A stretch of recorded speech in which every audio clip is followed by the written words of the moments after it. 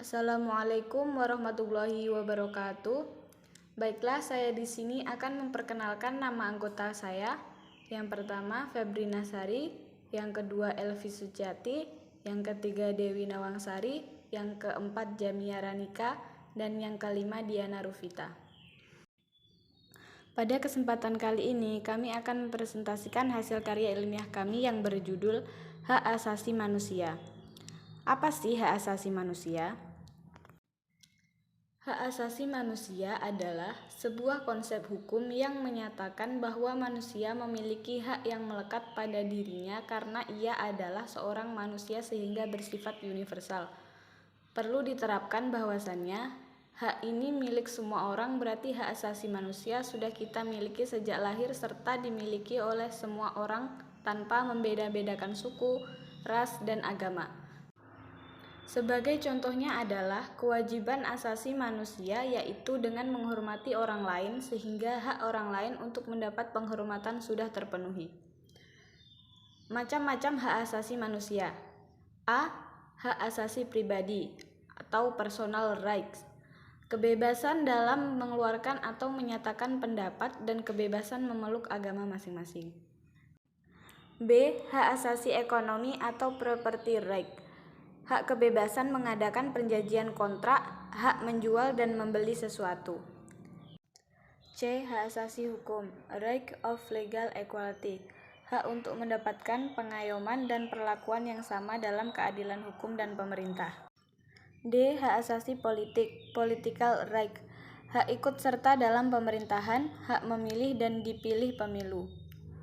E. Hak asasi sosial dan budaya, social cultural right. Hak untuk memilih pendidikan, hak untuk mendapatkan pelayanan kesehatan, dan mengembangkan kebudayaan. F. Hak asasi peradilan atau procedural right. Hak mendapatkan perlakuan yang adil dalam penggeledahan, penangkapan, peradilan, dan pembelaan hukum. Jenis-jenis HAM. Pelanggaran HAM ringan merupakan pelanggaran HAM yang tidak mengancam jiwa manusia tetapi dapat berbahaya jika tidak segera ditangani. Contohnya, pelanggaran HAM ringan adalah kelalaian saat memberi pelayanan atau pencemaran lingkungan. Pelanggaran HAM berat adalah pelanggaran HAM yang bersifat berbahaya dan mengancam nyawa manusia. Contoh pelanggaran HAM berat adalah kejahatan genosida dan kejahatan manusia. Kesimpulan, HAM memiliki ciri pokok adalah sebagai berikut: tidak perlu diberikan, dibeli, atau diwarisi. HAM berlaku untuk semua orang tanpa memandang kelamin, pandangan politik, atau asal-usul sosial dan bangsa. HAM tidak bisa dilanggar. Prinsip-prinsip HAM yang dikemukakan oleh para ahli maupun menurut undang-undang dapat diuraikan, yakni sebagai berikut. Inherent, universal, tidak diingkari, tidak dapat dibagi, dan saling tergantung.